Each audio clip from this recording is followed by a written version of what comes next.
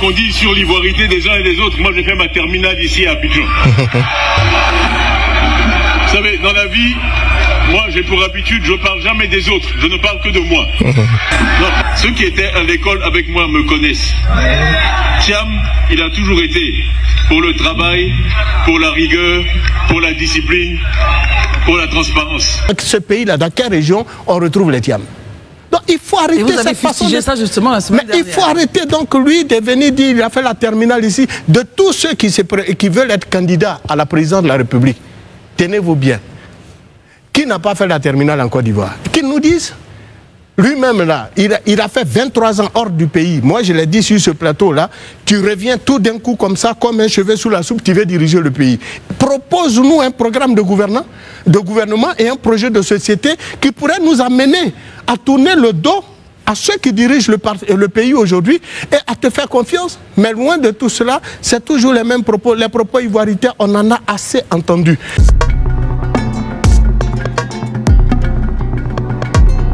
Commençons par aller à Yopougon avec le PDCI-RDA et son président qui avait donc un meeting. Il a rassemblé ses militants à l'effet de leur partager sa vision. Messieurs, des éléments de langage ont été produits, des choses ont été dites. Il a fait appel à l'opposition, rassemblé l'opposition. Il a aussi parlé, je pense, en élément de réponse à ce qui avait été dit par le ministre Seredo. Nous essayons donc d'analyser tout ceci avec vous. Daouda, commençons par vous. Je vois que déjà à Yopougon, le Tidjane Thiam a encore immobilisé juste après le passage de Jean-Louis Billon, comme si c'était une façon d'effacer le passage de son adversaire en interne du PDCI.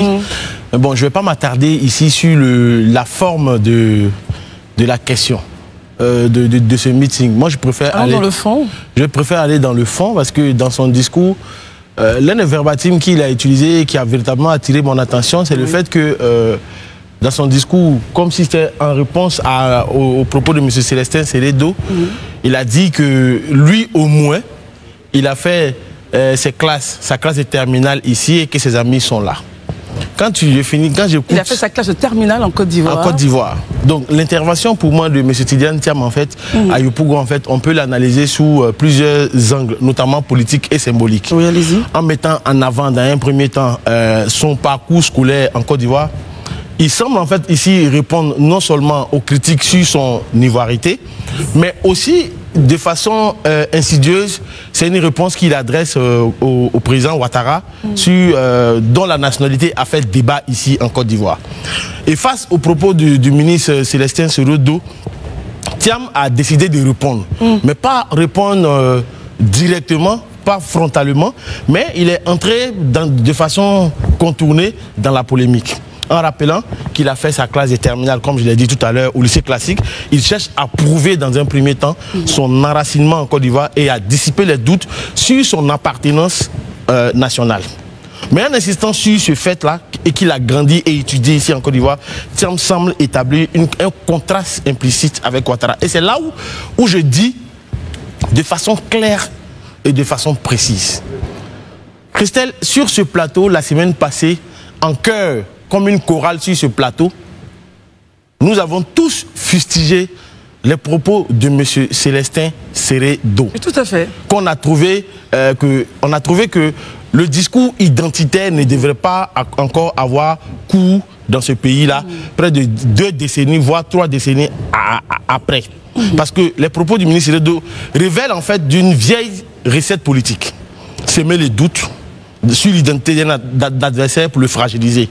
Mais est-ce que M. Tidjane Thiam, en disant, moi au moins, j'ai fait ma classe de terminale ici en Côte d'Ivoire, mes amis du lycée classique sont encore là, est-ce que c'est ça qu'on appelle faire la politique autrement? Pourquoi parler justement de la classe de terminale et que ses amis seraient là? Mais parce que ne nous voilons pas la face. L'histoire, elle est têtue. Pour ceux qui ne se souviennent pas, mais moi je vais rafraîchir la mémoire à ceux qui ne le savent pas.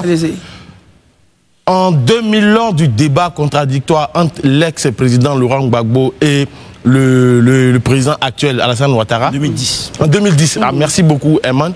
Mais M. Laurent Gbagbo est revenu sur la même rhétorique pour dire, moi, j'ai fait ma classe, on appelle ça, mon lycée ici, au lycée classique, mais lui, là, c'est mon ami, il a commencé à citer ses amis partout, pour montrer au président que il n'est pas ivoirien. Et on sait que le débat sur l'éligibilité d'Alassane Ouattara, dans les années 90 et 2000, ont eu cours justement à cause de ça. Donc quand lui... Quand il reprend l'élément de langage... Quand il reprend le même élément de langage, moi je trouve qu'il ne fait pas mieux que Célestin Seredo, que nous avons fustigé ici. Et c'est pas ça qu'on appelle faire la politique autrement. Faire la politique autrement, c'est concrètement aujourd'hui de proposer des choses concrètes aux Ivoiriens. Comme par exemple? Qu'est-ce que les Ivoiriens attendent? Les Ivoiriens veulent savoir comment ils vont se nourrir, comment ils vont se sécuriser, comment ils vont mettre leurs enfants à l'école, comment ils veulent se soigner. Christelle, je préfère le dire avec tout le sérieux. À la vérité, si les hommes politiques, je dis bien si les hommes politiques, tout parti politique confondu en Côte d'Ivoire, n'ont pas de proposition à faire aux Ivoiriens, qu'ils déposent le tablier et qu'ils laissent la place à des gens qui ont des propositions concrètes pour les Ivoiriens. Parce que de la même manière que nous avons fustigé Célestin Seredo, M. Tidiane Thiam n'a pas fait mieux. Il a volé au bas des pâquerettes. Il a volé très bas pour quelqu'un qui veut faire la politique autrement. Et franchement, j'avoue que personnellement, je suis déçu de cette sortie-là de Tidiane Thiam. Maintenant, pour la forme, je pense que le meeting était bien, il y a eu la mobilisation. L'appel à l'opposition. Voilà, aujourd'hui, l'appel à l'opposition, c'est bien, mais ce petit mot-là, identitaire-là, vient gâcher tout, franchement, pour moi. Marius Kombo, est-ce que vous êtes justement dans le même élan que Daouda et dire attention, il faut faire attention pour ne pas ramener certains discours qui ont fait assez de mal à la Côte d'Ivoire? Vous avez totalement tout dit. Daouda n'a pas, je pense, utilisé les mots les plus forts pour qualifier une telle attitude, parce que, croyez-moi, nous qui avons vécu ces dernières 30 années dans notre propre pays, assis dans notre propre pays, ayant vu les vertes et des pas mûres, tout propos qui nous ramènerait aux questions ivoiritaires suscite en nous le mécontentement total. Tenez-vous bien, il faut aujourd'hui que les gens arrêtent de matagraboliser la pensée des Ivoiriens en les conduisant vers une autre vision de faire de la politique qui nous ramène à ces 15 dernières années. La question ivoiritaire, c'est le même PDCI qui nous l'a envoyé dans ce pays. Ce n'est pas un autre parti politique. Les gens n'osent pas se dire la vérité. Nous vous disons que nous n'accepterons pas, en tout cas tant que moi je serai invité sur des plateaux de télé comme un tel plateau sérieux, je poserai les problèmes et distribuerai des cartes rouges et les cartes vertes aux hommes politiques. Les cartons rouges et les cartons verts aux hommes politiques qui s'engagent dans la vision de distribuer justement aux Ivoiriens des propos qui nous ramène aux questions ivoiritaires. Pour quelqu'un qui est soupçonné de ne même pas être ivoirien, dans ce pays-là, on lui rappelle tous les jours, lui-même à Thiam, dans ce pays-là, dans quelle région on retrouve les Thiam. Donc il faut arrêter cette façon de... ça justement la semaine dernière. Il faut arrêter donc lui de venir dire, il a fait la terminale ici, de tous ceux qui veulent être candidats à la présidence de la République. Tenez-vous bien. Qui n'a pas fait la terminale en Côte d'Ivoire? Qu'ils nous disent. Lui-même, là, il a fait 23 ans hors du pays. Moi, je l'ai dit sur ce plateau-là, tu reviens tout d'un coup comme ça, comme un cheveu sous la soupe, tu veux diriger le pays. Propose-nous un programme de gouvernement et un projet de société qui pourrait nous amener à tourner le dos à ceux qui dirigent le pays aujourd'hui et à te faire confiance. Mais loin de tout cela, c'est toujours les mêmes propos. Les propos ivoiritaires, on en a assez entendu. Puis, tenez-vous bien, moi je me rappelle dans les années, il y a 2 ans, 3 ans de cela, lors des élections municipales au plateau, j'ai bien été surpris d'entendre la première dame de l'époque, Mme Simone Eyvé Gbagbo, nous dire qu'il fallait donner le plateau à un vrai Ivoirien. Mais qui n'est pas vrai Ivoirien? Elle-même, elle est une vraie Ivoirienne. Sur quelle base elle se propose être une vraie Ivoirienne ou elle s'affirme être une vraie Ivoirienne, et moi ou quelqu'un d'autre en Côte d'Ivoire qui a été accepté, dont la candidature a été acceptée par nos institutions, n'est pas vrai Ivoirien. C'est des propos qu'il faut condamner. C'est des propos qu'il faut condamner. Hier, aujourd'hui, nous n'allons plus accepter les propos ivoiritaires lancés par nos hommes politiques. Voilà que nous sommes bientôt à 8 mois d'une élection présidentielle. Le PDCI RDA ne nous a pas encore montré son projet de société, ni son programme de gouvernement. Le PPACI, encore moins. Et on nous parle de, quand on leur pose la question, soit à leur leader ou à leurs communicants, ils nous disent qu'ils sont dans le laboratoire, ils sont au laboratoire en train de confectionner. Mais à 8 mois d'une élection, vous n'êtes même pas capable de nous sortir un projet de société et un programme de gouvernement. Et puis vous voulez diriger un pays comme la Côte d'Ivoire. Mais soyez sérieux, on les attend. Alors, bon, justement, si vous venez à peine de nous prendre en marche, bonsoir et bienvenue. Nous essayons de décrypter les points énoncés par le président du PDCI-RDA, c'était Ayo Pougon. Pour rappel, suivez ceci.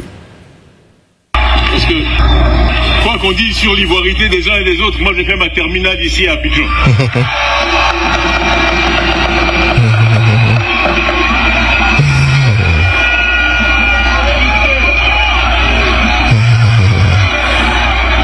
Vous savez, dans la vie, moi j'ai pour habitude, je ne parle jamais des autres, je ne parle que de moi.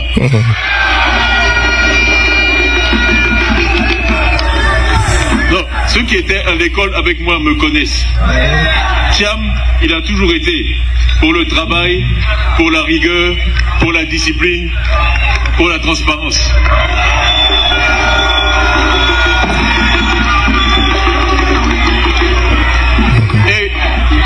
Et pour la justice. Quand Dieu a fait que j'avais plus de moyens que certains, j'avais un livre de maths ou de sciences qu'ils n'avaient pas, je le partageais avec eux, ils sont là, ils peuvent en témoigner. Voilà, alors Herman, vous venez d'écouter donc ce verbatim du président du PDCI-RDA qui rappelait donc qu'il avait fait la terminale ici. Est-ce que vous êtes dans le même élan que Daouda et Marius en disant attention, ça peut nous ramener des relents identitaires, Herman?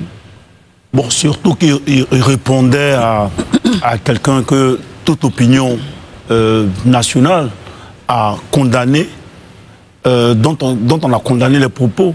Donc je dis que c'est pour moi une maladresse langagière. Hein. Il n'avait pas besoin de cela. Surtout qu'au départ, lui-même, il a dit qu'il ferait la politique autrement. Je crois bien que la scène politique ivoirienne, elle a ces habitudes-là de revenir avec des phrases chocs comme ça et fait souvent des dérives langagières. Et comme lui, il a commencé avec l'IDH. Moi, je ne comprends pas pourquoi est-ce qu'aujourd'hui, il se perd un peu dans le choix qu'il a fait de repositionner la politique comme on l'aimerait, des arguments et qui tombent là. Moi, je pense que ça, il est vraiment tombé à côté de la plaque, quoi. Il n'en avait pas besoin. Il n'avait pas besoin. Et puis dire que lui, au moins, il a fait la terminale en Côte d'Ivoire. Je ne crois pas que, pour répondre, pour parler d'identité, on demande une pièce à tout individu pour un examen, pour une épreuve quelconque, qu'on soit ivoirien ou étranger. En Côte d'Ivoire, il y a des Béninois, il y a des Togolais, il y a des Burkinabés qui passent souvent notre bac. Mais ils présentent leur carte consulaire. Donc je veux dire que ça ne peut pas être une preuve ou un argument de nationalité. Donc il n'en avait pas besoin. Voilà, moi encore une fois. Pour revenir pour la mobilisation, c'est le PDCI-RDA, donc on n'est pas étonné. Aujourd'hui, en termes de mobilisation en interne, c'est plutôt un signal par rapport à Jean-Luc Bion qui essaie aussi d'être sur le terrain. Et on voit aussi que le Thiam, le président du PDCI-RDA, il a aussi du monde derrière lui. Et je vois que pour cette étape de Figayo, les gens sont sortis, les militants sont sortis pour essayer de marquer leur présence par rapport à la semaine dernière où Jean-Luc Bion lui aussi était à la place CP1. Et l'appel qu'il lance à l'opposition, je crois bien que c'est un appel au PPACI. Là-dessus, je dis, parce que déjà, depuis plusieurs mois, le PDCI-RDA, le président Thiam, a engagé le PDCI-RDA dans le groupement, l'initiative du groupement mené par Mme Simone Gbagbo, qui, depuis plusieurs mois, travaille avec plusieurs partis politiques de l'opposition à l'effet de constituer une plateforme forte face au pouvoir pour aider à des élections, je dis, apaisées. Donc, quand il appelle au rassemblement de l'opposition ici, je pense plutôt que c'est aujourd'hui quand même le PPACI qui marche plus ou moins seul. Parce que l'appel de Benoît, depuis plusieurs mois, on ne sait pas où est-ce que les copies de l'appel de Benoît... Entre-temps, il y a eu d'autres appels également. D'autres appels, oui. Je veux dire, il y a d'autres appels. Donc, je veux dire, il y a vraiment ce challenge de pouvoir réunifier les différents partis politiques à l'appel de Benoît. On ne sait pas pourquoi est-ce que les partis politiques, pour la plupart de l'opposition, hésitent à cet appel de Benoît, pendant que le PPACI est quand même dans l'opposition avec le PDC-RDA, les deux partis forts. Donc, certainement qu'il appelle encore le PPACI à le retrouver. Surtout qu'il a des propos du président du PPACI, Laurent Gbagbo, qui, pour certains, qui sont des propos, qui sont des coups de patte à Thiam, au président Thiam. Donc, moi, je ne vais pas revenir sur ces mêmes propos-là.